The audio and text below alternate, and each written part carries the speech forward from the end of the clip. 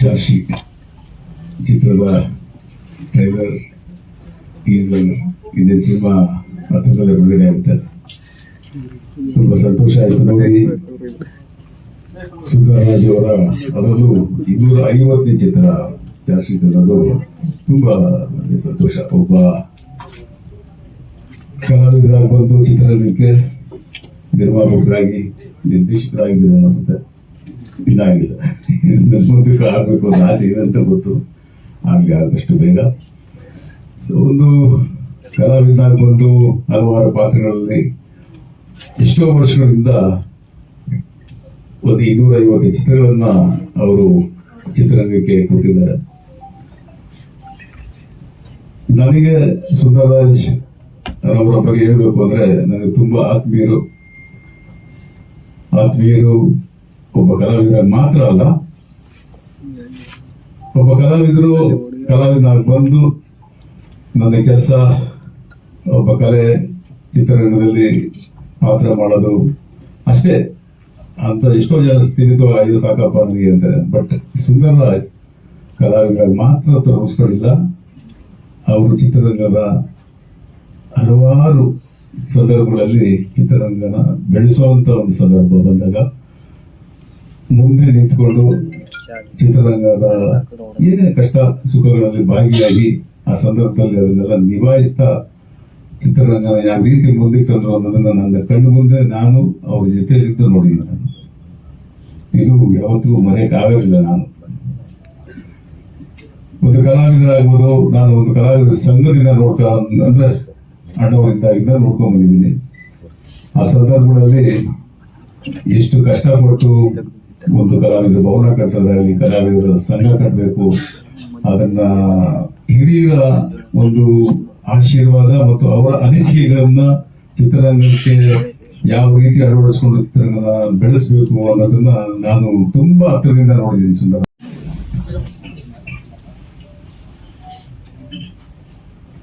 ಎಲ್ರಿಗೂ ನಮಸ್ಕಾರ. ನನಗಿವತ್ತು ಮೊದಲನೇದಾಗಿ ತುಂಬಾ ಖುಷಿ ಆಗ್ತಿರೋ ವಿಷಯ ಏನಂದ್ರೆ, ಯೂಶಲಿ ಒಂದು ಸ್ಟಾರ್ ನಟರ ಪ್ರೆಸ್ ಮೀಟ್ ಅಲ್ಲಿ ಒಂದು ಫುಲ್ ಹೌಸ್ ನ ನೋಡ್ತೀವಿ. ಇವತ್ತು ನನ್ನ ತಂದೆ ಮಾಡಿರೋ ಚಿತ್ರದ ಒಂದು ಪ್ರೆಸ್ ಮೀಟ್ಗೆ ನೀವು ಎಲ್ಲರೂ ಬಂದು ಇಷ್ಟು ಚೆನ್ನಾಗಿ ಸಪೋರ್ಟ್ ಮಾಡ್ತಿದ್ದೀರಾ. Thank you very much. ನಾನು ಸ್ಫೂರ್ತಿಯಾಗಿ ಪ್ರತಿಯೊಬ್ಬರಿಗೂ ಥ್ಯಾಂಕ್ಸ್ ಹೇಳಕ್ ಇಷ್ಟಪಡ್ತೀನಿ. ಯಾಕಂದ್ರೆ ನಾವು ಪ್ರತಿ ಸತಿ ಒಂದು ಪ್ರೆಸ್ ಮೀಟಿಗೆ ಹೋಗ್ಬೇಕಾದ್ರೆ ಯಾರಾದ್ರೂ ಒಂದು ವೆಟರನ್ ಆಕ್ಟರ್ ಒಂದು ಸಿನಿಮಾ ಮಾಡಿದ್ದಾರೆ ಅಂದಾಗ ಕೆಲವು ಸತಿ ಮಾಧ್ಯಮದವ್ರು ಅಲ್ಲಿ ಬರಲ್ಲ ಅನ್ನೋ ಕೆಲವು ಕಂಪ್ಲೇಂಟ್ಸ್ ಬಂದಿರೋದನ್ನ ನಾನು ಕೇಳಿದೀನಿ, ಕೆಲವು ಕಡೆ ನೋಡಿದೀನಿ.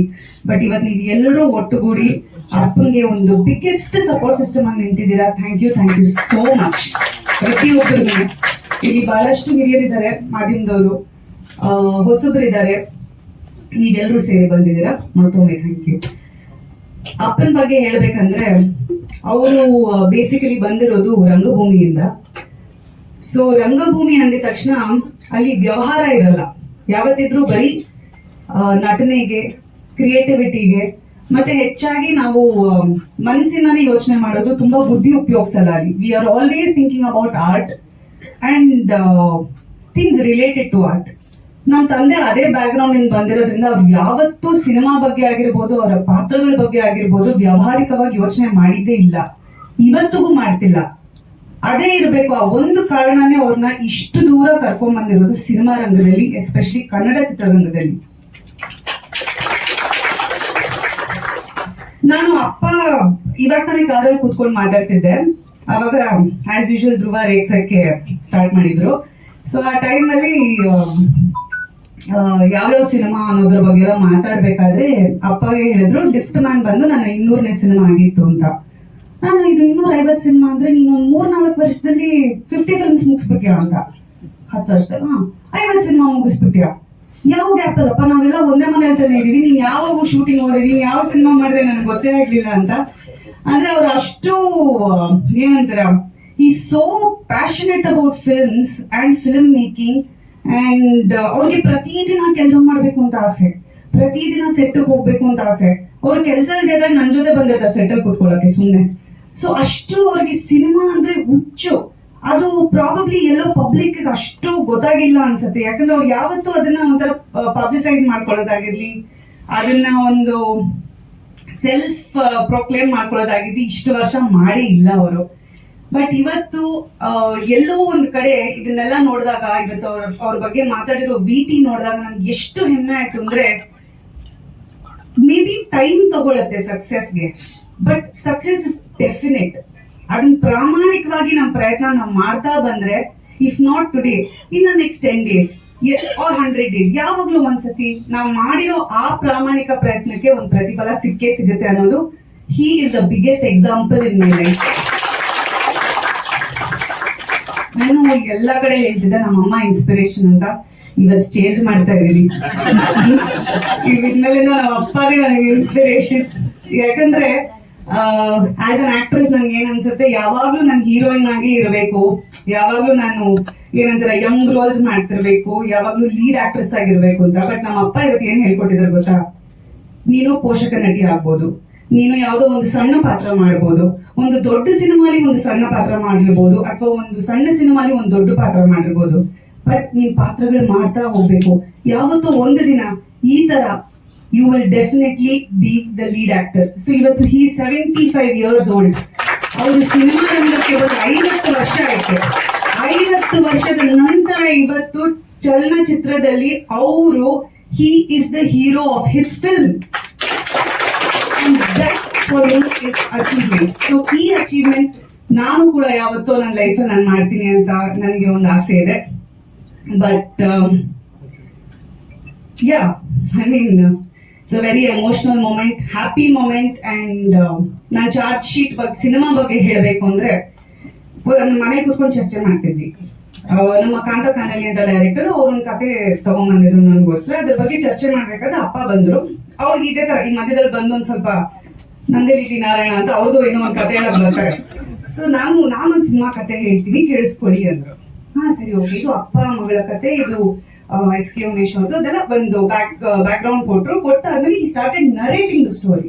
ನಾವು ಡಿಸ್ಕಸ್ ಮಾಡ್ಬೇಕಾಗಿರೋ ಸ್ಟೋರಿ ಬಿಟ್ಬಿಟ್ವಿ. ನಾವು ಕೂತ್ಕೊಂಡು ಫುಲ್ಲು ಕೇಳಿಸ್ಕೊಂಡು ಎಲ್ಲ ಆದ್ಮೇಲೆ, ಅಪ್ಪ ಈ ಕತೆ ಸಖತ್ತಾಗಿದೆ ಅಪ್ಪ, ನಾನು ಇದನ್ನ ಮಾಡ್ಬೇಕು ನಿಮ್ ಜೊತೆ ಅಂದ ತಕ್ಷಣ ನಗಕ್ ಶುರು ಮಾಡಿದ್ರು. ಏನಕ್ಕೆ ನಗ್ತಿದ್ಯಪ್ಪ ಅಂದ್ರೆ, ಈ ಸಿನಿಮಾ ಶೂಟಿಂಗ್ ಮಾಡಿ ಆಯ್ತು, ಮುಗಿಸಾಯ್ತು, ನೆಕ್ಸ್ಟ್ ನೀನೇ ಬರ್ಬೇಕಾದ್ರೆ ಆಡಿಯೋ ಲಾಂಚ್ಗೆ. ಸೊ ಈ ತರ ಸೈಲೆಂಟ್ ಆಗಿ ಒಳ್ಳೊಳ್ಳೆ ಸಿನಿಮಾಗಳನ್ನ ಮಾಡ್ತಾ ನಿಮ್ ಮುಂದೆ ತರ್ತಿದ್ದಾರೆ. So I am very proud. ಇವತ್ತು ಎಲ್ರು ಹೇಳ್ತಾರೆ ಅಂದ್ರೆ, ಯಂಗ್ಸ್ಟರ್ಸ್ ಇರೋ ಒಂದು ಮೈಲೇಜ್ ಇವತ್ತು ಒಂದು ವೆಟರನ್ ಆಕ್ಟರ್ಗೆ ನೀವು ಎಲ್ಲರೂ ಕೊಡ್ಬೇಕು ಅಂತ ನಾನು ಕೇಳ್ಕೊತೀನಿ. Ready to work. ಎಷ್ಟೋ ಜನ 40ನೇ ವಯಸ್ಸಿಗೆ 50ನೇ ವಯಸ್ಸಿಗೆ ರಿಟೈರ್ಮೆಂಟ್ ತಗೋತಾರೆ. ಅವರು ರಿಟೈರ್ಮೆಂಟ್ ತಗೊಳ್ಳಲ್ಲ ಅಂತ ಡಿಸೈಡ್ ಮಾಡ್ಬಿಟ್ಟಿದ್ದಾರೆ. ಸೊ ನಿಮ್ ಎಲ್ಲರೂ ಬೆಂಬಲ ಬೇಕು. ಅವರ ಈ ಸಿನಿಮಾನ ನೀವು ಪ್ರತಿಯೊಬ್ಬರ ಮನೆವರೆಗೂ ತಲುಪಿಸ್ಬೇಕು.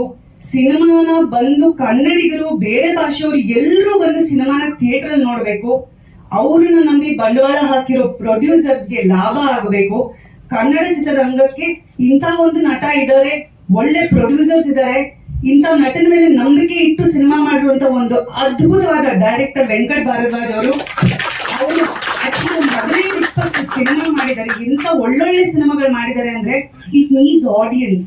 ಜನ ಬಂದು ನಮ್ಮಂತವ್ರನ್ನ ಸಪೋರ್ಟ್ ಮಾಡಿ ಅವ್ರನ್ನ ಬೆಳೆಸಿ ಇವತ್ತು ಎಲ್ಲರೂ ಈ ರೀತಿ ಬೆಂಬಲ ತೋರಿಸ್ತಿರೋದು ಅವ್ರ ಸಿನಿಮಾ ರಿಲೀಸ್ ಆಗೋವರೆಗೂ ನಿಮ್ಮ ಬೆಂಬಲ ತೋರಿಸಿ ಅಂತ ನಾನು ಕೇಳ್ಕೊತೀನಿ. Thank you so much.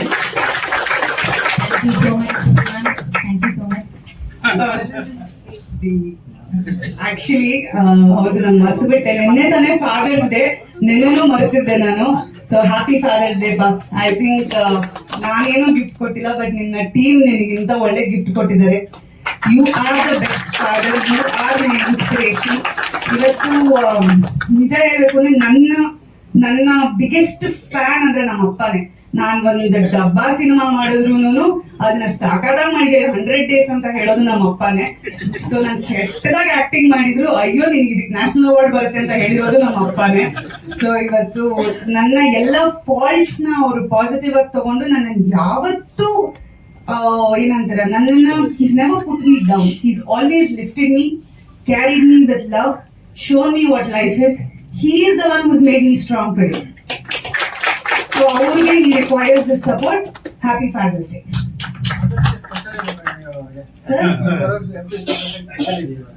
Special ಇದೆ ಸ್ಪೆಷಲ್ ಅವರಿಗೆ. ಬಟ್ ಥ್ಯಾಂಕ್ ಯು, ಎಲ್ರಿಗೂ thank you so much. Thank you so much ma'am. ನಮಸ್ಕಾರಗಳು. ಈ ಸಿನಿಮಾ ಆಗಬೇಕು ಅಂತಂದರೆ ನಾನು ಮಾಡಿದಂಥ ಒಂದು ಕೇಸ್ ಇದು. ಇದರ ಮಜಾ ಏನು ಅಂದರೆ, ನಾನು ಈ ಕೇಸ್ನ ಪೂರ್ವದಲ್ಲಿ ಅಂತ ಅಂದರೆ ಈ ಕೇಸ್ ದಾಖಲಾಗಬೇಕಲ್ಲ, ಆ ದಾಖಲಾಗೋದಕ್ಕೆ ಕೇಸ್ ಪತ್ತೆ ಮಾಡಿದ್ದೀವಿ. 5 ವರ್ಷ ಆದ ನಂತರ ಆಫ್ಟರ್ 5 years ಅದನ್ನು FIR ಮಾಡಬೇಕಾದ್ರೆ ಒದ್ದಾಟ ಪೊಲೀಸ್ ಠಾಣೆಗಳಲ್ಲಿ. ಒಂದು ಮಗಳು, ಒಂದು ಮಗನೋ, ಅಣ್ಣನೋ, ತಮ್ಮನೋ, ತಂಗಿನೋ ಕಳೆದೋಗ್ಬಿಡ್ತಾರೆ. ಎಲ್ಲ ಪ್ರಯತ್ನ ಪಡ್ತಾರೆ, ಪೊಲೀಸ್ ಸ್ಟೇಷನ್ಗೂ ಹೋಗ್ತಾರೆ. ಅಲ್ಲಿ FIRಗಳು ದಾಖಲಾಗಬೇಕು, ಮತ್ತೆ ಅದರ ವಿಚಾರದಲ್ಲಿ ತನಿಖೆ ಪ್ರಾರಂಭ ಆಗಿ ಪತ್ತೆ ಕಾರ್ಯ ಆಗಬೇಕು. 5 ವರ್ಷಗಳ ನಂತರ ಒಂದು ಹೇರ್ ಹೋಸ್ಟೆಸ್ ಅವರ ಅಪ್ಪ ಹೋಗ್ತಾರೆ, ಕೇಸ್ ರಿಜಿಸ್ಟರ್ ಆಗಲ್ಲ. ಸಿಂಗ್ಪುರ್ಗೆ ಹೋಗಿ, ಮಲೇಷ್ಯಾಗೆ ಹೋಗಿ ಹೇಳಿ ಇಲ್ಲಿಂದ ಗೊತ್ತಾಗ್ತಾರೆ. ಅವ್ರನ್ನ ಬಹಳ ಅವ್ರ ಜೀವನದಲ್ಲಿ ಬಹಳ ಬೇಸರ ಪಟ್ಕೊಳ್ತಾರೆ. ಏನೆಲ್ಲ ಮಾಡಬೇಕು ಮಾಡ್ತಾರೆ, ಬಟ್ ಕೇಸ್ ಅಂತೂ ರಿಜಿಸ್ಟರ್ ಆಗಲ್ಲ. ಅದು ಕೊನೆಗೆ ಯಾರ್ದೋ ಮುಖಾಂತರ ನನ್ನ ಪರಿಚಯದವರು ಹೀಗಾಗಿದೆ 5 ವರ್ಷ ಆದ್ಮೇಲೆ ನನಗೆ ತಿಳಿಸ್ತಾರೆ. ನನಗೂ ಸಹ FIR ಮಾಡೋದಕ್ಕೂ ಆಗಲೇ ಇಲ್ಲ ನನ್ನ ಕೈಯಲ್ಲಿ. ಏನಪ್ಪ ಹಣೆ ಬರ ಹಿಂಗಾಗ್ಬಿಡ್ತು ಅಂತೇಳಿ ಕೇಸ್ನೇ ಪತ್ತೆ ಮಾಡೋಣ, ನೋಡೇ ಬಿಡೋಣ, ಬಿಡೋದು ಬೇಡ ಇರೋಲ್ಲ ಅಂತ ಹೇಳಿ ಒಂದು ಚಾಲೆಂಜ್ ಆಗಿ ತಗೊಂಡು ಪತ್ತೆಕಾರಿ ಕೋರ್ಟ್ ಅಂತ ಕೇಸ್ ಇದು ಚಾರ್ಜ್ ಶೀಟ್ ಬಿಟ್ಟಾಕಿ FIR ಮಾಡೋಕೆ ನಂಗೆ ದೊಡ್ಡ ಕೆಲಸ ಆಗಿತ್ತು. ಯಾಕೆಂದ್ರೆ ಕೇಸೇ ಪತ್ತೆ ಮಾಡುವಂತ ಪರಿಸ್ಥಿತಿ ಬಂದಿತ್ತು. ಹಾಗೆ ಇದೊಂದು ನಮಗೆ ಬಹಳ ಅದ್ಭುತವಾದಂತ ಥ್ರಿಲ್. ಯಾವುದೇ ಒಂದು ಕೇಸ್ ಇನ್ವೆಸ್ಟಿಗೇಷನ್ ಒಳವಕ್ಕಾಗ ನನ್ನ ಕೇಸ್ ಅಲ್ಲ ಇದು. ನನಗೆ ಈ ತರ ಎಲ್ಲಾದ್ರೂ ಅರ್ಥದಲ್ಲಿ ಮೂಲೆ ಸೇರ್ಕೊಂಡ್ಬಿಟ್ಟು ಮೂಟೆ ಕಟ್ಟಿ ಬಿಸಾಕಿರ್ತಾರಲ್ಲ ಅಂತ ಹುಡುಕಿ ಪತ್ತೆ ಮಾಡ್ತಕ್ಕಂಥದ್ದು ನನ್ನ ಹವ್ಯಾಸ. ಅದೇನಾದ್ರೂ ಆಗಲಿ, ಅದು ಯಾಕೆ ಪತ್ತೆ ಆಗಲ್ಲ ನೋಡಿ ಬಿಡೋಣ ಅಂತ ಹೇಳಿ ಅಂತ. ಆ ಒಂದು ಇದರಲ್ಲಿ ನಾವು ಆ ಗಂಟು ಮೂಟೆ ಹುಡುಕೋದ್ರಲ್ಲೇ ನಮ್ಮ ಪೊಲೀಸ್ ಅದು ಹೆಂಗ್ ಹೊಟ್ಟೋಗ್ಬಿಡುತ್ತೆ ನಮ್ಮ ಕೈಯಿಂದ ಗೊತ್ತೇ ಆಯ್ತಾ ಇಲ್ಲ ನನಗೆ. ಹಾಗಾಗಿ ಈ ಒಂದು ನನ್ನ ಗಂಟು ಮೂಟೆಯಲ್ಲಿ ಇರ್ತಕ್ಕಂಥ ಇನ್ನೊಂದು ಅದ್ಭುತವಾದಂತ ಕೇಸ್ನ ನಮ್ಮ ವೆಂಕಟರಾಜು ಅವರು ಅದನ್ನ ಬಹಳ ಹತ್ತಿರಕ್ಕೆ ಅಂತಂದ್ರೆ ಬಹಳ ಸಮೀಪವಾಗಿ ತಗೊಂಡೋಗಿದ್ದಾರೆ. ರಿಯಲ್ ಏನ್ ಇನ್ಸಿಡೆಂಟ್ಗಳು ನಡೀತು ಅಂತ ಅನ್ನುವಂಥದ್ದು ಬಹಳ ಅದ್ಭುತವಾಗೂ ಸಹ ಅದನ್ನ ಚಿತ್ರೀಕರಿಸಿದ್ದಾರೆ, ಕಷ್ಟಪಟ್ಟಿದ್ದಾರೆ. ಮತ್ತೆ ಸುಂದರೇಶ್ ಸರ್ ಅವರು ತುಂಬಾ ಚೆನ್ನಾಗಿ ಮಾಡಿದ್ದಾರೆ. ನಾನು ನೋಡಿದ್ವಿ ಇದನ್ನೆಲ್ಲನೂ, ನನಗೂ ಅನ್ನಿಸ್ತು ಎಲ್ಲೋ ಬಹಳ ಇಷ್ಟು ಚೆನ್ನಾಗಿ ಅಂದ್ರೆ ಆ ಮನುಷ್ಯ ಬರ್ತಿದಾರಲ್ಲ ನನ್ನ ಹತ್ರ ಕಂಟಿನ್ಯೂಸ್ ಬಂದಿದ್ದಾರೆ. ನನ್ನ ಪೊಲೀಸ್ ಠಾಣೆಗೆ ನಾನೇನು ಪತ್ತೆ ಕಾರ್ಯ ಮಾಡ್ತಾ ಇದ್ನೋ, ಪತ್ತೆ ಕಾರ್ಯ ಪ್ರಾರಂಭ ಆದದಿಂದ ಹಿಡಿದು ಪತ್ತೆ ಆಗುವವರೆಗೂ every day that man comes to my police station, sit on in a corner, watch my proceedings. ನನ್ಗೆ ಎಷ್ಟು ಪೇಷನ್ಸ್ ಇರ್ಬೇಕು ಹೇಳಿ. ನನ್ಗೆ ಗೊತ್ತಿರೋ ಮನುಷ್ಯ, ನನ್ಗೆ ಗೊತ್ತಿರೋ ಮುಖಾಂತರ ಬಂದಿರ್ತಕ್ಕಂಥ ಮನುಷ್ಯ ಕಂಟಿನ್ಯೂಸ್ ಆಗಿ ಅಷ್ಟು ದಿವಸ ಬಂದು ಪೊಲೀಸ್ ಠಾಣೆಯಲ್ಲಿ ನಾಯಿ ಇತ್ತು, ಆ ನಾಯಿ ಮರಿ ಹಾಕಿ ಒಂದು 7-8 ಮರಿ ಹಾಕಿ ಅವ್ರ ಜೊತೆಲೇ ಹೊಟ್ಟೋಗ್ಬಿಟ್ಟು. ಅಂದ್ರೆ ಯಾವ ಮಟ್ಟ ಪೊಲೀಸ್ ಸ್ಟೇಷನ್ ಮಾಡ್ಕೊಂಡ್ಬಿಟ್ಟಿದ್ರು ಅವರು ಅಂದ್ರೆ, ಸಣ್ಣ ಪುಟ್ಟ ಬರ್ತಕ್ಕಂಥ ಕೇಸ್ಗಳನ್ನ ಸಾಲ್ವ್ ಮಾಡೋ ಪರಿಸ್ಥಿತಿ ಬಂದ್ಬಿಟ್ರು ಅವರು ಸ್ಟೇಷನ್ ಆಗಿ. ನಮ್ಮ ಪೊಲೀಸವ್ರು ಏನ್ ಸಾರಿ ಮನುಷ್ಯ ಬಂದು ಹಿಂಗ್ ಕೂತ್ಕೊಂಡು ನಮ್ ತಲೆ ತಿಂತಾರಲ್ಲ ಸಾರಿ, ಏನ್ ಸಾರಿ ಇದು ಕತೆ ಬಿಡಪ್ಪ. ಅವ್ರೊಬ್ರು ಪೊಲೀಸ್ ಮನ್ ಅನ್ಕೊಬಿಡ್ರಿ, ನಿಮ್ಗೆ ಏನ್ರಿ ತೊಂದ್ರೆ, ಅವ್ರು ನೋವು ನಿಮ್ಗೆ ಗೊತ್ತಾ, ಮಗಳು ಕಳ್ಕೊಂಡಿದ್ದಾರೆ, ಪತ್ತೆ ಮಾಡೋಣ, ಪತ್ತೆ ಆಗುತ್ತೀರಿ ಅಂತ ಹೇಳಿ ಒಂದು ಚಾಲೆಂಜ್ ಆಗಿ ಈ ಕೇಸ್ನ ಪತ್ತೆ ಬರ್ತಕ್ಕಂಥದ್ರಲ್ಲಿ ನಾವೆಲ್ಲ ಯಶಸ್ವಿ ಆದ್ವಿ. ಅದೇ ತರ ವೆಂಕಟರಾಜು ಅವರು ಸಹ ಬಹಳ ಅದ್ಭುತವಾಗಿ ಅದನ್ನ ದೃಶ್ಯಗಳನ್ನ ತುಂಬಾ ಚೆನ್ನಾಗಿ ಮಾಡಿದ್ದಾರೆ. ನಮ್ಮ ದಿನೇಶ್ ಅವರು ಎಲ್ಲ ದಿಗ್ಗಜರು ಅಂತಾನೆ ಹೇಳ್ಬೋದು. ನಾವೆಲ್ಲ ರಿಯಲ್ ಲೈಫಲ್ಲಿ ಹೀರೋ ಆದ್ರೆ, ಇನ್ನೊಬ್ರು ರಿಯಲ್ ಲೈಫಲ್ಲಿ ಹೀರೋ ಇದ್ರೆ ಆ ಬೇಸ್ಡ್ ಮೇಲೆ ಕತೆ ಮಾಡಿದ್ದಾರೆ. ಚಾರ್ಜ್ ಶೀಟ್ ಅಂತ, that is rescue mission. So ಈ ಚಿತ್ರದ ಸಾಂಗ್ ನೋಡಿದ ತಕ್ಷಣ ಸಿನಿಮಾ ನೋಡಬೇಕು ಅನ್ಸುತ್ತೆ. ಏನಕ್ಕೆ ಅಂದ್ರೆ, ಅಂಕಲ್ ಬಾಡಿ ಲ್ಯಾಂಗ್ವೇಜ್ ಅಂತ ತುಂಬಾ ಚೆನ್ನಾಗಿ ಗೊತ್ತು. ಅವ್ರ ಕೈಯೆಲ್ಲ ಹಿಂಗೆಲ್ಲ ಶಿವರ್ ಆಗೋದು ಅಥವಾ ಅಷ್ಟು ಸ್ಲೋ ಆಗಿ ನಡೆಯೋದು ಅದೆಲ್ಲ ಇಲ್ಲ. ಬಟ್ ಕ್ಯಾರೆಕ್ಟರ್ ಅಂತ ಬಂದಿದ ತಕ್ಷಣ ಆ ಇನ್ವಾಲ್ವ್ಮೆಂಟ್ ಏನೂ ಗ್ರಾಂಟೆಡ್ ಆಗಿ ತಗೊಳ್ಳಲ್ಲ. ಆದ್ರೆ ಒಂದು ಪಾತ್ರನೂ ಅಷ್ಟು ಇನ್ವಾಲ್ವ್ ಆಗಿ ಮಾಡ್ತಾರೆ ಅನ್ನೋದೇನೆ ಒಂಥರ ಖುಷಿ ವಿಚಾರ. ಅಂಡ್ ಈ ಇಂಡಸ್ಟ್ರಿಯಲ್ಲಿ ಶಾರ್ಟ್ ಕಟ್ ಅನ್ನೋದೇ ಇಲ್ಲ. ನೀವು ಸಸ್ಟೈನ್ ಆಗ್ಬೇಕು ಅಂದ್ರೆ ನಿಜವಾಗ್ಲೂ ಒಂದೇ ರೀತಿ, ಒಂದೇ ದಾರಿ, that is talent and hard work. ಅದಿರೋದಕ್ಕೇನೆ ಅಂಕಲು ಇವತ್ತು 250ನೇ ಚಿತ್ರ ಮಾಡ್ತಾ ಇರೋದು. ಸೊ ಅದೆಲ್ಲ ಬಿಡಿ, ನಾವು ಅದನ್ನೆಲ್ಲ ಹೇಳಕ್ಕೆ ಇಲ್ಲ. 251 ಚಿತ್ರ ಅಂತ, ಯಾಕೆ ನಾವು ನಮ್ದಿನ್ನು 6 ಚಿತ್ರನೂ ಆಗಿಲ್ಲ. ಇನ್ನೊಂದು 7 ಜನ ಆದ್ಮೇಲೆ ಎಲ್ಲ ಟೋಟಲ್ ಮಾಡಿದ್ರು 250 ಆಗಬಹುದೋ ಏನೋ. ಬಟ್ ಇನ್ಸ್ಪೈರ್ ಯಾರಿಂದ ಬೇಕಾದ್ರೂ ಆಗ್ಬೋದು, ಆದ್ರೆ ಅಂಕಲ್ ಇಂದಾನೇ ಇನ್ಸ್ಪೈರ್ ಆಗೋದಕ್ಕೆ ಒಂದು ಕಾರಣ ಅವ್ರ ಒಂದೇ ಟ್ಯಾಲೆಂಟ್. ನಾವು ಶಾರ್ಟ್ ನೋಡಿದ ತಕ್ಷಣ ಒಂದು ಲೆಟರ್ ಹಾಕೋದು, ಕೈ ನಡಕ್ಸ್ ಲೆಟರ್ ಹಾಕೋದು, ಮಗಳು ಹುಡ್ಕೋ ಒಂದು ತವಕ, ಆ ಬಾಡಿ ಲ್ಯಾಂಗ್ವೇಜ್, ಮತ್ತೆ ಒಂದು ಕ್ಲೋಸ್ ಅಪ್ ಇಟ್ಟಾಗ ಪರ್ಫಾರ್ಮ್ ಮಾಡೋದಂತ ಒಂದು ರೀತಿ, ಇದೆಲ್ಲ ನಿಜವಾಗ್ಲೂ ವಾವ್ ಅನ್ಸುತ್ತೆ. ಖಂಡಿತ ಈ ಚಿತ್ರನ ಫ್ಯಾಮಿಲಿ ಜೊತೆ ನಾನು ಫಸ್ಟ್ ಶೋ ಹೋಗಿ ನೋಡಿ.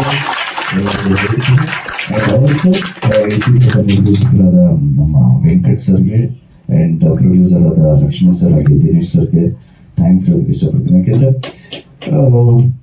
ಒಂದು ಚಿತ್ರ ಒಂದು ವಿಷನ್ ಇಟ್ಕೊಂಡು ಡೈರೆಕ್ಟರ್ ಮಾಡೋದು, ವಿಷನ್ಗೆ ಎಲ್ಲರೂ ಒಂದು ಜಸ್ಟಿಫಿಕೇಶನ್ ಕೊಡೋದಿದೆಯಲ್ಲ, ಅದು ಬಹಳ ಇಂಪಾರ್ಟೆಂಟ್. ಅದ್ರಲ್ಲೂ ಯಾರ ಮೇಲೂ ನಂಬಿಕೆ ಬರಲ್ಲ, ಆ ಪಾತ್ರನ ನಿಭಾಯಿಸ್ತಾರೆ ಅಂತ ನಂಬಿಕೆ ಇಲ್ಲ ಅಂದಾಗ ಖಂಡಿತವಾಗ್ಲೂ ಒಬ್ಬರು ಸೀನಿಯರ್ ಆಕ್ಟರ್ ಅದನ್ನ ನಿಭಾಯಿಸಕ್ಕಾಗಲ್ಲ. ಯಾಕೆಂದ್ರೆ ಬಿಕಾಸ್ ಆಫ್ ಎಕ್ಸ್ಪೀರಿಯನ್ಸ್. ಖಂಡಿತ ಒಳ್ಳೆ ಚಾಯ್ಸ್ ನಮ್ಮ ಡೈರೆಕ್ಟರ್ದು. ಅಂಡ್ ಅಂಕಲ್ ಬಗ್ಗೆ ಹೇಳಬೇಕು ಅಂದ್ರೆ ಅಫ್ಕೋರ್ಸ್ ನಮಗೆ ಅಂಕಲ್ ನಾವು ಯಾವಾಗಲೂ ಸಿಕ್ಕಾಗಲೇ ಹೇಳ್ತಾ ಇರ್ತೀನಿ, ನಮ್ದು ಒಂದೊಂದು ಕಾಲದಲ್ಲಿ ನೋಡಿದ್ದೀನಿ. ಬಟ್ ನನಗೆ ಅವ್ರದ್ದು ಸಿನಿಮಾ ಫೇವ್ರೇಟ್ ಅಂದ್ರೆ ಉದ್ಭವ ಅಂತ. ಅದ್ರಲ್ಲಿ ಏನ್ ಎನರ್ಜಿ ಅಂದ್ರೆ ಅನಂತಾಗ್ ಸುಳ್ಳು ಹೇಳೋದಕ್ಕೂ, ಇವ್ರದ್ದು ಕರೆಕ್ಟ್ ಆಗಿ ಇವ್ರದ್ದು ಸಾಥ್ ಕೊಡೋದಕ್ಕೂ, ಆ ರೋಡ್ ತುಂಬಾ ಚಿಕ್ಕ ಲೈನ್, ರೋಡ್ ಎಕ್ಸ್ಟೆಂಡ್ ಮಾಡೋ ಅಂತ ಒಂದು ಲೈನ್ ನೋಡಿದಿರಲ್ಲ. ಏನು ಉದ್ಭವ, ದೇವರ ಉದ್ಭವ, ಎಷ್ಟು ಎನರ್ಜಿ ಅಂದ್ರೆ ಚಿಕ್ಕ ಚಿಕ್ಕ ಬೀಟ್ಸ್ ಹಿಡಿದಿದೆ. ಅಂಡ್ ನಮ್ಮ ಬಂಗಾರ ಜಿಂಕೆಯಲ್ಲೂ ಅಷ್ಟೇ, ಬಂಗಾರ ಜಿಂಕೆಯಲ್ಲಿ ಎಲ್ಲರೂ ಮಾಡಿದ್ದಾರೆ. ಅಂಕಲ್ ಮಾಡಿದ್ದಾರೆ, ನಮ್ಮ ತಾತ ಮಾಡಿದ್ದಾರೆ, ಆಂಟಿ ಮಾಡಿದ್ದಾರೆ. ಆಕ್ಚುಲಿ ನೀವುಗಳು ಮೀಟ್ ಮಾಡೋದಕ್ಕಿಂತ ಮುಂಚೆ ನೋಡಿ ಅವ್ರುಗಳೆಲ್ಲ ಮೀಟ್ ಮಾಡೋರು.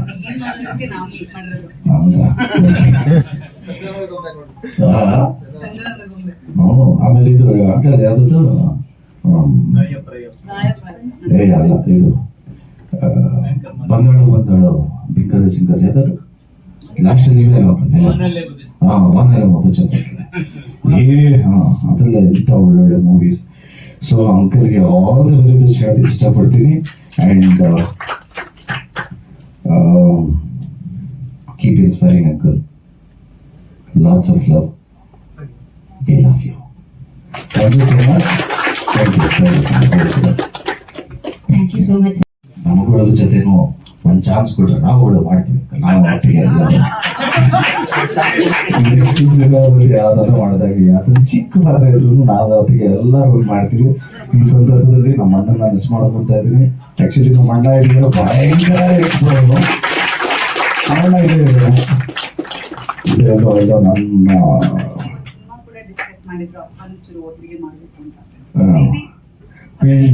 Take off that.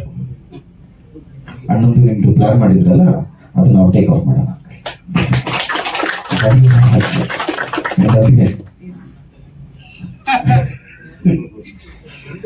Thank you.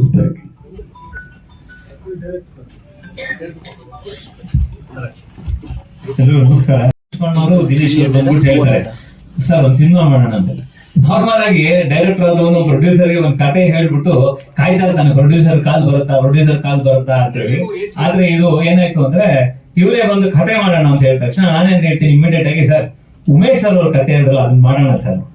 ಸರಿ, ಮತ್ತೆ ಅವ್ರ ಮನೆಗೆ ಹೋಗ್ತೀವಿ, ಡೀಟೇಲ್ ಕತೆ ಕೇಳ್ತೀನಿ. 72 ಸೀನ್ಸ್ ಸ್ಕ್ರೀನ್ ಪ್ಲೇ, 22 ಸೀನ್ ಬರೀತೀನಿ. ಬಂದ್ಬಿಟ್ಟು ಅವ್ರ ಮುಂದೆ ನರೇಶನ್ ಕೊಡ್ತೀನಿ.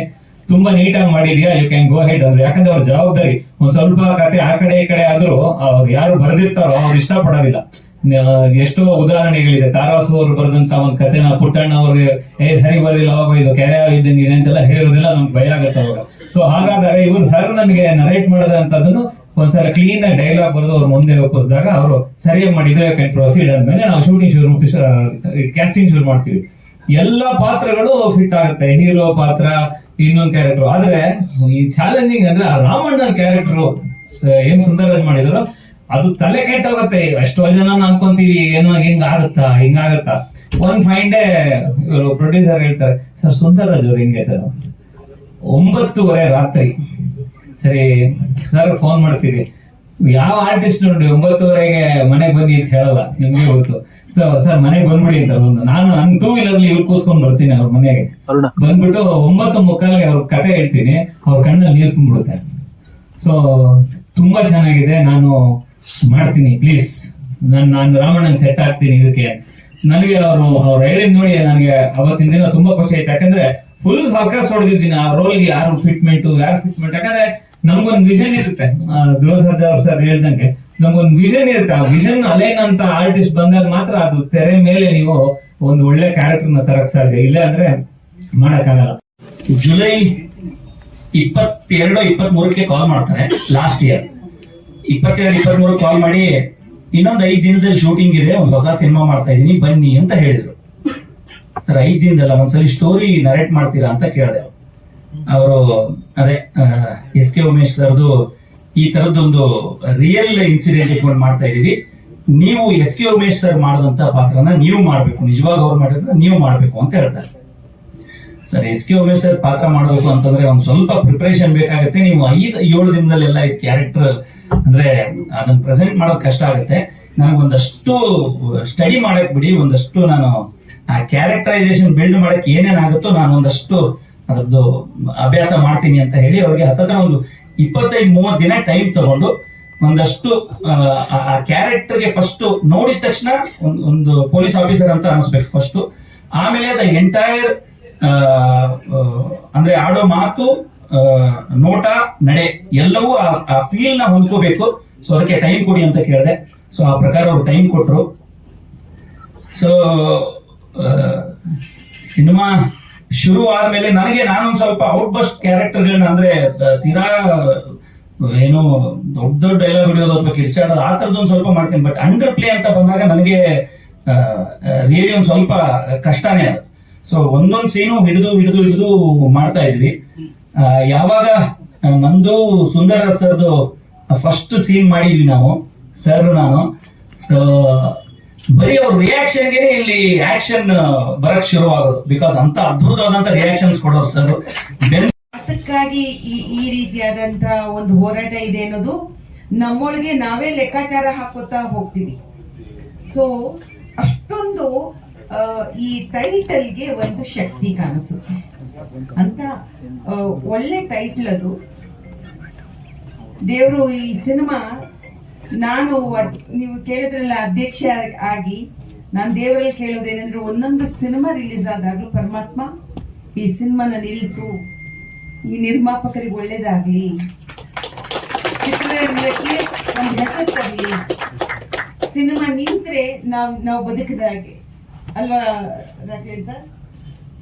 ಪ್ರತಿ ಸಿನಿಮಾದ ಸಂದರ್ಭದಲ್ಲೂ ಒಂದು ಆಸೆ ಮತ್ತು ಒಂದು ಒಳ್ಳೇದಾಗ್ಲಿ ಅನ್ನುವಂತ ಒಂದು ಹಾರೈಕೆ, ಇವೆರಡೂ ಕೂಡ ನಾವು ಯಾವಾಗ್ಲೂ ಕೂಡ ಮಾತಾಡ್ಕೋತೀವಿ.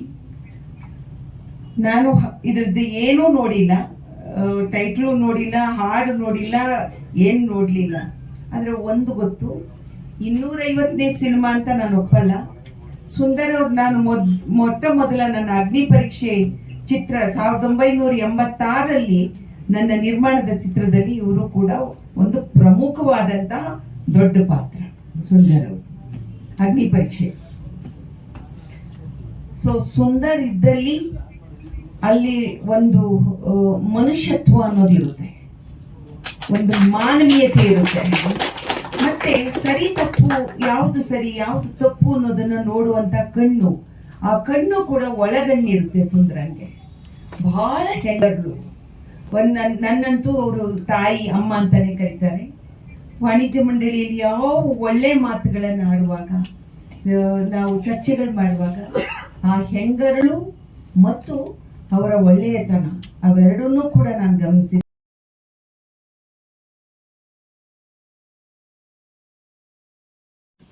ಈ ಕನಸಿನ ಲೋಕದಲ್ಲೇ ನಾವು ಬೆಳೆಯೋದು ಪ್ರತಿಯೊಬ್ರು. We all dream cinema. ಅದು ಸಾಧಾರಣವಾಗಿ ಒಂದು ತರಕಾರಿ ಮಾರೋರು, ಹಣ್ಣು ಮಾರೋರು, auto rickshaw driver, bus driver, hotel ಮಾಣಿ, ಇವರೆಲ್ಲ ಆಸೆ ಪಡುತ್ತೇನೆ ಅಂದ್ರೆ ಯಾವತ್ತಾದ್ರೂ ನಾನು ಹೀರೋ ಆಗ್ತೀನಿ ಸಿನಿಮಾ. ಯಾಕೆಂದ್ರೆ ಸಿನಿಮಾ ಆ ಥರ ಎಲ್ಲವನ್ನು ತೋರಿಸುತ್ತೆ. ಆ ತೋರಿಸೋದೇನಂದ್ರೆ ವಿಜೃಂಭಣೆಯಿಂದ ನೋಡ್ತಾ ಇರ್ತೀವಿ. ಆ ಹೀರೋ ಡ್ಯಾನ್ಸ್ ಮಾಡ್ತಾನೆ, ಹೀರೋಯಿನ್ ಕುಣಿತಾಳೆ, ಹಾಡು ಹೇಳ್ತಾರೆ, ಅಲ್ಲೊಬ್ಬ ವಿಲನ್ ಬರ್ತಾನೆ, ಇಲ್ಲೊಬ್ಬ ಕಾಮಿಡಿಯನ್ ಬರ್ತಾನೆ, ಅಲ್ಲೊಂದು ತಾಯಿ ಇರ್ತಾರೆ, ಇಲ್ಲೊಂದು ತಂದೆ ಇರ್ತಾರೆ, ಒಂದು ಟೋಟಲ್ ಜಾಯಿಂಟ್ ಫ್ಯಾಮಿಲಿ ನೋಡ್ತೀವಿ. ಆ ಸಿನಿಮಾಗಳನ್ನ ನೋಡಿ ಬೆಳೆದವನು ನಾನು. ಬಹುಶಃ ನನಗೆ ನಮ್ಮಪ್ಪ ಬಿಸ್ನೆಸ್ ಮಾಡುವಾಗ ಒಳ್ಳೆ ಬಿಸ್ನೆಸ್ ಇತ್ತು. ನಮ್ದು ಟೈರ್ ಅಂಗಡಿ ಇತ್ತು. ದಿವಸಕ್ಕೆ 5,000 ರೂಪಾಯಿ 6,000 ರೂಪಾಯಿ ವ್ಯಾಪಾರ ನಡೆಯೋದು. ನಾನು ಹೇಳೋದು 1970 ಇವತ್ತು 5,000 ರೂಪಾಯಿ ಅಂತಂದ್ರೆ ಅವತ್ತಿನ 5,000 ರೂಪಾಯಿ ಇವತ್ತು ಏನಿಲ್ಲ ಅಂದ್ರೂ ಹೆಚ್ಚು ಕಡಿಮೆ 15 ರಿಂದ 20 ಲಕ್ಷ ರೂಪಾಯಿ ಆಗುತ್ತೆ ಪರ್ ಡೇ ಕಲೆಕ್ಷನ್. ಆದ್ರೆ ನನ್ನ ಆಸೆ ಇದ್ದಿದ್ದು ಕಾಸೇ ಕೊಡದೆ ಇರೋ ರಂಗಭೂಮಿ ಹೋದೆ. ನನಗೆ ಇದೊಂದು ಮಾತು ಹೇಳ್ತೀನಿ. ಇದು ಯಾಕೆ ಹೇಳ್ತೀನಿ ಅಂದ್ರೆ, ನಾನು 8th ಸ್ಟ್ಯಾಂಡರ್ಡ್ 9th ಸ್ಟ್ಯಾಂಡರ್ಡ್ ಓದ್ತಾ ಇರ್ಬೇಕಾದ್ರೆ ನಮ್ದು ಸಾಧಾರಣ ಮಿಡಲ್ ಕ್ಲಾಸ್ ಫ್ಯಾಮಿಲಿ ನಮ್ದು. ಅಲ್ಲಿ ನಮ್ಮಪ್ಪನ ತುಂಬಾ ಆಸೆ, ನಮ್ಮ ಅಣ್ಣನ ಡಾಕ್ಟರ್ ಇಂಜಿನಿಯರ್ ಮಾಡಬೇಕು, ನನ್ನ ಡಾಕ್ಟರ್ ಮಾಡಬೇಕು. ನನ್ನ ತಂಗಿನೂ ಬಂದಿದ್ದಲ್ಲ, ಅವಳು ಡಾಕ್ಟರೇಟ್ ಮಾಡಿದಾಳು, ಅವಳು ಆಲ್ರೆಡಿ ಅಗ್ರಿಕಲ್ಚರ್ ಕಾಲೇಜ್. ನಮ್ಗೆಲ್ಲ 3 ಜನ ತಂಗಿ, ಅವರೆಲ್ಲ ಡಬಲ್ ಗ್ರಾಜುಯೇಟ್ಸ್. ನಮ್ಮಣ್ಣ ಇಂಜಿನಿಯರ್, ನಾನು ಆಕ್ಟರ್. ಯಾಕೆ ಹೇಳ್ತೀನಿ ಅಂದ್ರೆ, ಆವತ್ತು ನಾನು ಹೇಳಿದೆ, ಅಪ್ಪ ಅಲ್ಲಿ ಇದು ಬಂದಿದೆ, ನಾವು ಯಾವ್ದಾದ್ರು ಒಂದು ಆರಿಸ್ಕೋಬೇಕು, ಒಂದು ಟೈಲರಿಂಗು ಇಲ್ಲ ಡ್ರಾಮೆಟಿಕ್ಸು. ಹೌದಾ, ಟೈಲರಿಂಗು ಅದಕ್ಕೆ 20 ರೂಪಾಯಿ ಬೇಕಂತೆ. ಯಾಕೆ 20 ರೂಪಾಯಿ? ಅದೇ ಸೂಜಿ ದಾರ ಕತ್ರಿ ಅದೆಲ್ಲ ತಗೋಬೇಕು ಅಂತ. ಇನ್ನೊಂದು ಡ್ರಾಮೆಟಿಕ್ಸ್, ಅದಕ್ಕೆ ಏನಿಲ್ಲ, ಹೋಗಿ ಹಚ್ಚಿಕ್ ಹೋಗಿ. ಇದು ನೋಡಿ ಯಾವತ್ತು ನಾವೆಲ್ಲ ಮಾಡೋದೇನಂದ್ರೆ, ಅವತ್ತು ಒಂದು ಕಾಲದಲ್ಲಿ ಸಿನಿಮಾ, ಕನ್ನಡ ಸಿನಿಮಾ ಯಾರ್ಯಾರು ಮಹಾನುಭಾವರಪ್ಪ ಎಲ್ಲ ರಾತ್ರಿ ಹೊತ್ತು ಕೆಲಸ ಮಾಡಿಕೊಂಡು, ಚಿತ್ರಾನ್ನ ತಿನ್ಕೊಂಡು, 1/2 ಕಾಫಿ ಕೊಡ್ಕೊಂಡು ಬೆಳೆಸಿದ ಅಂತ ಧೀಮಂತ ಶಕ್ತಿಗಳು, ಅವ್ರನ್ನೆಲ್ಲ ನೆನೆಸ್ಕೋತೀನಿ ಇವತ್ತು. ಈ ಒಂದು ಹೊತ್ತಿನಲ್ಲಿ ಅವರೆಲ್ಲ ನಮಗೆಲ್ಲ ಮಾಡಿಕೊಟ್ಟಿದ್ದಾರೆ. ಅವರೆಲ್ಲ ಮಾಡಿಕೊಟ್ಟಿದ್ದನ್ನ ನೋಡಿ ಕಲ್ತ್ಕೊಂಡು ಇವತ್ತು ನನ್ನ 250ನೇ ಸಿನಿಮಾ ನಡೀತಿದೆ. ಮುಖ್ಯವಾಗಿ ವಿಷಯಕ್ಕೆ ಬಂದ್ಬಿಡ್ತೀನಿ. ಈ ಚಾರ್ಜ್ ಶೀಟ್ ಅನ್ನೋದು ನನ್ನೊಂಥರ ರೋಮಾಂಚನ ಮಾಡ್ಬಿಡ್ತು. ಇದಕ್ಕೆ ಮುಖ್ಯ ಹೀರೋನೇ ಯಾರಪ್ಪ ಅಂದ್ರೆ ಎಸ್ ಕೆ ಉಮೇಶ್ ಅವರೇ ಹೀರೋ ಪಿಕ್ಚರ್. ಈ ಸಿನಿಮಾ ಕತೆ ಅಲ್ಲ ಇದು. ಅವರು ನಮ್ಮ JP ನಗರದಲ್ಲಿ ಇದ್ದಾಗ ವೆರಿ ಸ್ಟ್ರಿಕ್ಟ್ ಆಫೀಸರ್. ನಮ್ಮ ಮನೆಗೆ ಬಂದ್ರು. ಮನೆಗೆ ಬಂದ್ಬಿಟ್ಟು, ಏನು ಹೆಂಗಿದೆ ಎಲ್ಲ ಓಕೆನಾ, ಅಕ್ಕಪಕ್ಕ ಏನು ತೊಂದರೆ ಇಲ್ವಾ ಅಂದ್ರು. ಸರ್ ನೀವಿದಿರಲ್ಲ ಸರ್, ಏನು ತೊಂದರೆ ಇಲ್ಲ. ಆಮೇಲೆ ಒಂದು ಗ್ಯಾಜೆಟ್ ಕೊಟ್ಟರು, ಮನೆಗೆ ಹಾಕಿದ್ವಿ. ಇದು ನೋಡಿ, ಇದನ್ನು ಹಾಕಿದ್ದೀವಿ. ಇದೇನಾದ್ರೂ ಯಾರಾದ್ರೂ ಫಾಲ್ಸ್ ಬಂದು ಮಾಡಿ ಅಲಾರಂ ಆದ್ರೆ ಇದು ನಿಮಗೂ ಅಲಾರಂ ಬರುತ್ತೆ, ಸ್ಟೇಷನ್ಗೂ ಬರ್ತಿದ್ರು. ಅದು ಅವ್ರ ಕಾಳಜಿ ನೋಡಿ ಅವರು. ಅಂದ್ರೆ ಸಮಾಜದಲ್ಲಿ ಒಬ್ಬ ನಮಗೆ ರಕ್ಷಣೆ ಕೊಡೋರು ಯಾರು? ದೇಶಕ್ಕೆ ರಕ್ಷಣೆ ಕೊಡೋನು ಸೈನಿಕ, ಸ್ಟೇಟ್ಗೆ ರಕ್ಷಣೆ ಕೊಡೋರು ಪೊಲೀಸ್ ಅಧಿಕಾರಿಗಳು, ಪೊಲೀಸು ಬೇರೆ. ಸೊ ಅವರ ಒಂದು ಏನು ಒಂದು ಈ ಚಾರ್ಜ್ ಶೀಟ್ ಅನ್ನೋದು ಟೈಟಿಲ್ ನಮ್ಮ ನಿರ್ದೇಶಕರು ಇಟ್ರು. ಇದನ್ನ ನೋಡಿದಾಗ ನಮ್ದೇ JP ನಗರದಲ್ಲಿ ನಡೆದಂತ ಘಟನೆ 2003 ಆಗುತ್ತೆ. 2008ವರೆಗೂ ಹುಡುಕ್ತಾನೆ ಇರ್ತಾನೆ, ತಂದೆ ಸಿಗಲ್ಲ. ಕಡೆಗೆ ಇವರು ಕೇಸ್ ತಗೊಂಡು ಅದನ್ನ ಸಾಲ್ವ್ ಮಾಡಿ ಅದಕ್ಕೊಂದು ಅಂಕೆ ಕೊಡ್ತಾರೆ. ನಾನು ಈ ಸಿನಿಮಾ ಬಗ್ಗೆ ಒಂದು ಹೇಳ್ಬೇಕು ಅಂತಂದ್ರೆ, ಈ ನಿರ್ಮಾಪಕರ ಬಗ್ಗೆ ನಿಜವಾಗ್ಲೂ ನಾವು ಕಾಳಜಿ ವಹಿಸ್ತೀವಿ. ಯಾಕೆಂದ್ರೆ ಇವರು ಸುಂದರರಾಜಿಗೆ ಹಾಕಿರೋ ಬಂಡವಾಳ ಇರ್ಲಿ, ಬರೋದು ಧ್ರುವನಿಗೆ ಬರೋ ಕಲೆಕ್ಷನ್ ಬರುತ್ತೆ. ಕನ್ನಡ ಸಿನಿಮಾ ಆ ರೀತಿ ಆಗಿ ನಾವು ಕಮ್ಮಿ ಬಜೆಟ್ ಅಲ್ಲೇ ಸಿನಿಮಾ ಮಾಡ್ತೀವಿ, ಹೆಚ್ಚಾಗಿ ಗಳಿಸ್ತೀವಿ ಅಲ್ವಾ? ನಿಜ ಮಾತು. ಯಾಕೆಂದ್ರೆ ಇಲ್ಲ ಒಂದ್ ನಿಮಿಷ, ದಟ್ ಇಸ್ ತಮಾಷೆ ಇದೆ, ಸೀರಿಯಸ್ ಇದೆ. ಯಾಕೆ ಹೇಳ್ತೀನಿ ಅಂದ್ರೆ, ಇವತ್ತು ಪ್ರತಿ ಕ್ಷಣನೂ ಸಿನಿಮಾ ಮಾಡುವಾಗ ಸರ್ ನಾವ್ ಯಾರು ಎಲ್ಲೋ 5 ಸ್ಟಾರ್ ಹೋಟೆಲ್ ಊಟ ತರಿಸ್ಕೊಂಡು ತಿನ್ಲಿಲ್ಲ ಸರ್. ರೋಡ್ ಸೈಡ್ ಕೊಡ್ತೀನಿ ಸರ್, ಅಲ್ಲೇ ಸಾರು, ಅಲ್ಲೇ ಸೊಪ್ಪು, ಅಲ್ಲೇ ಹಪ್ಪಳ, ಅಲ್ಲೇ ಯಾವ್ದೋ ಒಂದು ಪೇಪರ್. ನನಗೆ